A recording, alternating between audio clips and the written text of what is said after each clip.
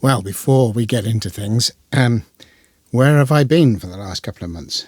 Well, some of it is to do with my scouting responsibilities. If you don't know, I am what's called in this country at the moment a scouting district lead with 22 groups. So that takes up quite a bit of time, especially when it's a scouting in the UK, kind of follows the school term. So going into the school term, there was a lot of stuff going on about that. Also, car issues that still continue-ish, needing to go and rebuild various bits and pieces on there. Work, because this is not my job. I work full-time, and various other odds and sods, really, including going and camping out on the Isle of Arran, just as Storm Floris hit, which was fun.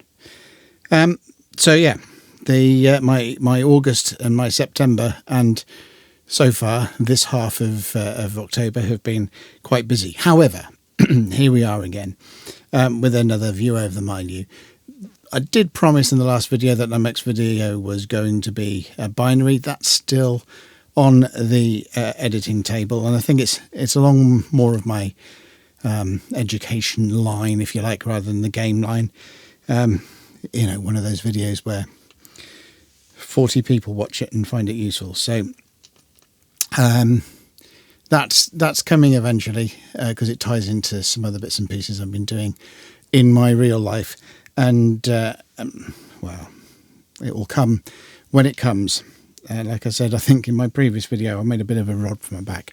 I like doing these videos to learn new things, to learn bits and pieces about photography, and to learn about making videos, and to learn the software and so on. So there's an element of that where you learn something new and you think, God, this is a bit harder than it was you thought. Anyway, here we are. So on to the introduction. This series is all about universes, multiverses, planets, worlds, continents, and cities. We're delving not into specific games, but into the Milieux created for them. We'll be looking at where these settings came from, their major features, and why you should consider them for your own gaming experience. I have to admit that I was a relatively late comer to the world of today's video, Arduin. It was rarely talked about in hushed corners of the RPG sphere in which I walked, occasionally running mention in magazines. Because of this, it carried a certain mystique. At least in the UK, it was not as accessible as, say, Greyhawk or Glorantha, and I cannot remember ever seeing copies of any Arduin books beyond the stalls of sellers at conventions. However, Arduin stands as an important point in the development of the RPG hobby. It carries similar origins to stalwart systems such as Tunnels and Trolls and Rollmaster and RuneQuest, insofar as its author saw Dungeons and Dragons and found it lacking from his own perspective, and decided to do something about it. It also served to influence a variety of RPG designers, and thus had some sway in the development direction of the genre, even if its popularity never really reached the same levels as its peers. Anyway, here's my look at Arduin, with the caveat that, while I have read and enjoyed the books, I have never played its game system or had a character tread its setting. In that regard, perhaps more than most of the worlds that we have covered and will cover in this series, I am very much interested to hear what your own experiences with Arduin, the game, and the world have been.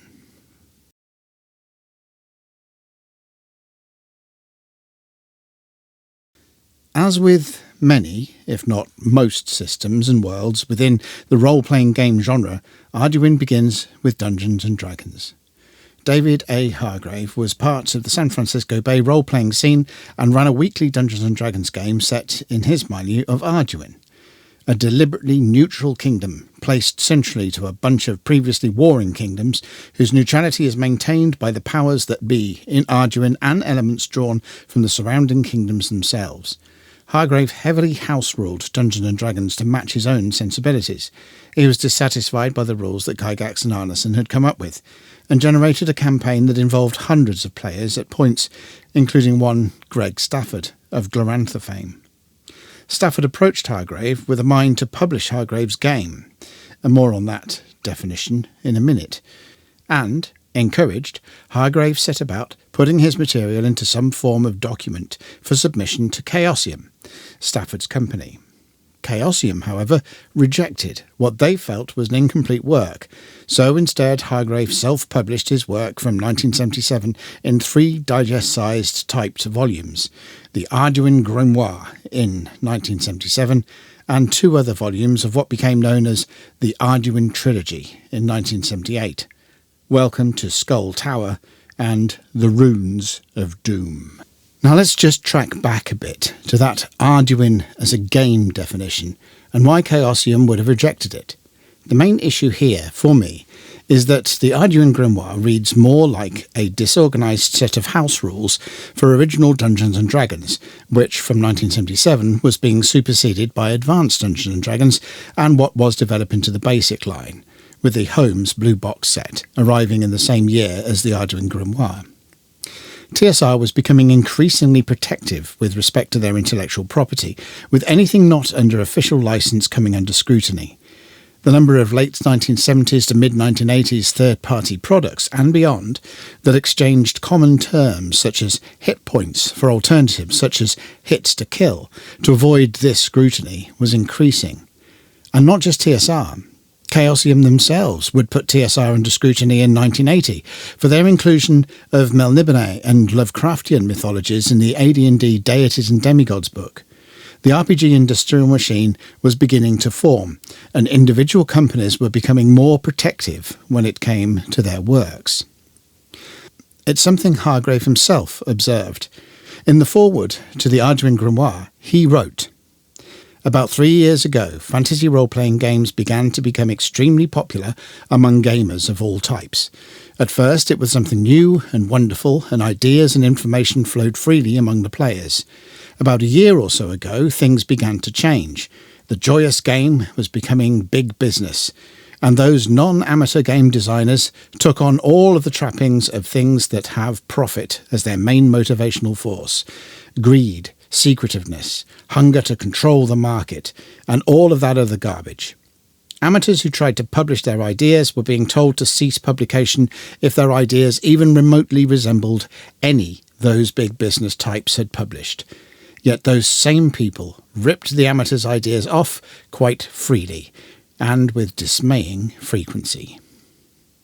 Under that general cloud, it's no real surprise that Chaosium would have refused to publish something that appeared to not be so much a game as a supplement to a major rival's game.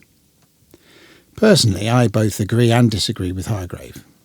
You do have to take his sentiment against the backdrop of him feeling aggrieved that Chaosium had refused to publish his work, so there is an element of striking back at that. But many games owe their entire existence from borrowing elements from other games and altering them to suit their own natures or the sensibilities of their authors. It is no coincidence that the original Traveller game was published as 3 digest-sized books exactly had Dungeons & Dragons. It is no coincidence that early RPGs have almost exactly the same set of statistics to define characters, using almost exactly the same bell curve generation to produce the numbers. On the other hand, for an industry to establish itself and to produce better quality products, like, for example, the textbook quality hardback Advanced Dungeons & Dragons rulebooks, companies had to take on a more corporate skin.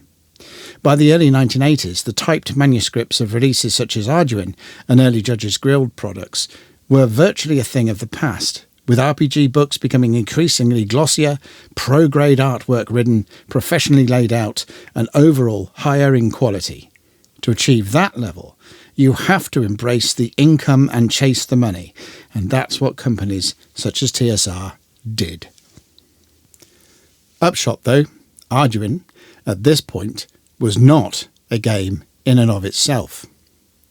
These first 3 books, known generally as the Arduin Trilogy, added a plethora of new elements of both fantasy and science fiction natures. New classes, spells, monsters, magic items, technological items, and other elements, including several concepts not explored in role-playing games up to that point, at least not in publication. While other settings played with the inclusion of technology, some of the early Dungeons & Dragons adventures included science fiction elements, and the fantasy genre as a whole didn't really see much of a difference between fantasy and science fiction. Arduin went for the admixture quite hard. This sets it apart from the general role-playing game settings. As notable in these early volumes is the artwork of one Errol Otis, of whom Hargrave wrote in the Arduin Grimoire, "The artwork for this supplement is the sole doing of one fine young artist, Errol Otis. I'm only glad I'll be able to help say, 10 years from now, I knew him when." Arduin was Otis's first professional work. He would, of course, go on to produce celebrated artwork for TSR and others in an illustrious career that continues to this day as of the time of recording. Hargrave sold Arduin to Grimoire Games, a publishing company started by one of his friends, Jim Mathis. In 1978, Hargrave continued to write Arduin material and Grimoire published it. The first materials under this arrangement were the Arduin Dungeon books, Caliban, The Howling Tower and The Citadel of Thunder in 1979 and Death's Heart in 1980. Following this, in 1981, Grimoire published the Arduin Trilogy, a compilation of the Grimoire, Welcome to Skull Tower and the Runes of Doom, alongside the Arduin Adventure. This latter work is important in the annals of Arduin, as it marks the transition of Arduin from a collection of house rules for Dungeons & Dragons to a full game system in and of itself. This is, in itself, by default, graduated the Grimoires to a status of being supplements to this new game, rather than connected back to Dungeons & Dragons. However, the foundation of the Arduin adventure remains obviously derived from Dungeons & Dragons, so the whole picture painted of Arduin being its own thing is still ambiguous at best. In 1984, Grimoire Games suffered financial difficulties, releasing Arduin, a primer, in that year, a short set of rules that, as with the adventure, is intended to be built upon by the Grimoires. Hargrave continued to get Arduin material published via Dragon Tree Press, The Lost Grimoire in 1984, Dark Dreams in 85, The House of the Rising Sun in 86, and Shadowlands in 87. David A. Hargrave passed away on the 29th of August in 1988. Later that year, The Winds of Chance, the 8th volume of the Arduin Grimoire line, was released. Following Hargrave's death, the rights to Arduin reverted back to Jim Mathis and Grimoire Games. The final output of the Grimoire was assembled from works left by Hargrave, completed by Mathis and Mark Scheinert, and released as 2 books, The Complete Arduin Book 1, The Rules, and The Complete Arduin Book 2, Resources, in 1992. These books did not sell very well, and heralded an end to Grimoire Games' involvement with Arduin. The rights were sold to Emperor's Choice Games and Miniatures, where it has lived ever since.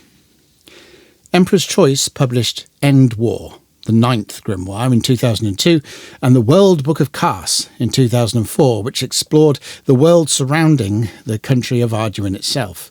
They continued to publish works based on Arduin, maps, play aids, and republications of the original Hargrave works. As of this writing, they are involved in a Kickstarter project to bring a box set of reproduction of the Arduin trilogy to life, with extras. A link to that in the description. To wrap up this history section, Arduin is alive, but not in a broad sense, and is still mostly concerned with the materials written by Hargrave in the 1970s and 1980s. It is not a living world with a progressive history, but a fixed point that takes some effort on the part of gamers to extract from the brain dump style of material. It feels dated, has felt dated for some decades now, but is still worth a look, if only for nostalgic purposes.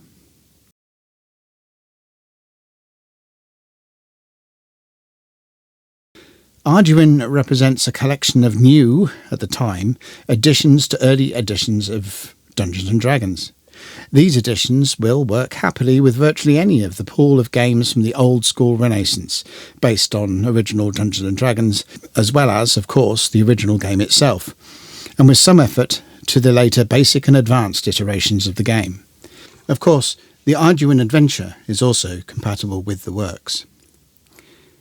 The editions run the gamut, from the expected new spells, monsters and classes, to variants on such things as determination of height and weight, to special powers, essays on various topics such as alignment, rules covering critical hits, and more. Some of the material is obviously dated, such as female statistics generation for hips, waist and bust. Some of it, in particular some of the essays giving referee advice, still holds today. Some is somewhat crazy, such as Stafford Starbridge, a spell named after Greg Stafford, with a description that carries an element of petty revenge. As for Arduin itself, it is very piecemeal in its detail. Similar to the game's elements, information about the setting is scattered to the four winds across the volumes. This is alleviated somewhat by maps released by Emperor's Choice in relatively recent years, alongside a map index volume that provides location and little else for a lot of landmarks. It is, I'm afraid, another of those settings that leaves individual referees with a lot of work to do to use it effectively. The Arduin materials, then, are better suited to raid for interesting elements, to keep players of other games, notably older Dungeons & Dragons and derivatives, on their toes. As a world setting, it is too sparse and incoherent. As a game system, it is too disorganised and random. But as a mine for new stuff, and given its vintage I use the term new here in a relative sense, it is gold. That is Arduin's best and most endearing and enduring feature.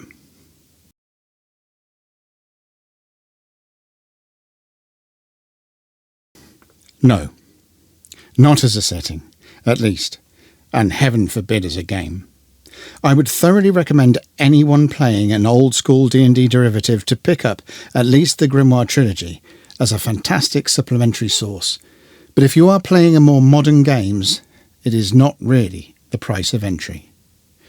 Arduin affected the way fantasy role-playing developed, but ended up getting left a good distance behind. It is an influential block of material, but its influence has been absorbed, leaving it rather irrelevant to all but collectors.